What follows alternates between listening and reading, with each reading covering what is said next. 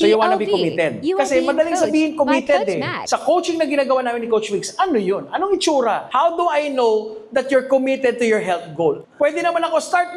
Anong itsura? Punta lang ako sa gym. Pero hindi naman ako nag-workout, pumunta lang ako ng gym.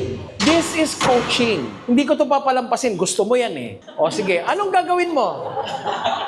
Mag-enroll na ako, kailangan ko na mag-obliga gawin yun. So, mag-enroll. Saan? Driving school? Sa ano po, yun. Kailangan talaga specific. Tama talaga siya. I-message ko na si coach.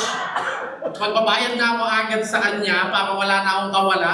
Then, yung 10K steps, gagawin ko talaga siya. So sige, enroll ka muna. Yes. Okay, you're committing to a 10K step every day. Yes. For safety purposes, for a lot of you who have goals for health, kung hindi mo naman ito normal na ginagawa, get yourself checked first. Para may clearance ka. Kasi hindi naman tayo lahat bata na. Also, consider that as part of the action plan. At least get yourself checked up. Okay ba ako? For whatever, your friend, a doctor friend, or actual legitimate in the industry, okay ba ako nito? I wanna go into this. Kasi wag basta-basta. Alright, so mag-e-enroll, magpapacheck. Do you get where I'm going at this? Hindi pwede yung, hindi, actionan ko na. Hindi. Be very specific. Anong gagawin ko?